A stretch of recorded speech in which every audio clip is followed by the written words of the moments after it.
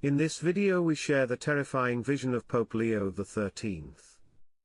On October 13, 1884, Pope Leo XIII celebrated Holy Mass, then attending another Thanksgiving ceremony. Suddenly those present saw him raising his head and looking intensely over the officiant.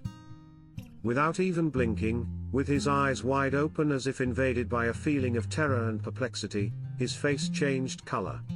Something extraordinary was happening. When he finally came to his senses, he straightened himself, leaning on his hand with a slight but energetic movement, and went to his private office. His relatives, anxious, followed him and asked him quietly, "Holy Father, do you feel well? Is something wrong with him?" And he replied, "No, nothing." Half an hour later, he called the secretary of the Congregation of Rites, gave him a sheet of paper ordering him to print it and send it to all the bishops of the world. What was its content? The ardent invocation of the Prince of the Heavenly Militia and the imploration to God to throw Satan into hell, who prayed with the faithful at the end of the Mass along with the supplication to the Blessed Virgin. See Father Amorth's book, An Exorcist Speaks. But what did Pope Leo XIII see in that vision? The moment he was about to leave the altar, he heard voices. "After the Mass I heard two voices," he said, "one soft and good, the other guttural and hard. They seemed to come from the environment of the tabernacle." It was the devil talking to the Lord, in a kind of dialogue. Then I had a terrible vision of hell. I saw the earth opening as if it were a grenade. It was covered with darkness, and from the abyss a legion of demons arose that expanded around the world to destroy the works of the Church and attack the Church itself, which I saw reduced to the maximum. Then Saint Michael appeared, who forcefully pushed the evil spirits back into the abyss.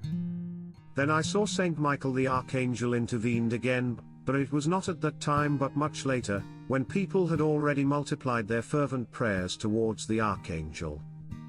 That is why it is in our hands to respond to this call of the utmost importance to hasten the total victory of the Church and thus shorten the sufferings that accompany this fight. Here is the prayer to Saint Michael the Archangel that Pope Leo XIII wrote at the end of that vision and ordered that it be recited after each low Mass. Saint Michael the Archangel, defend us in battle. Be our protection against the wickedness and the snares of the devil.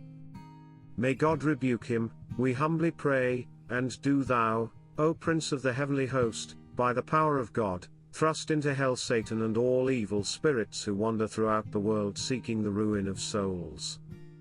Amen.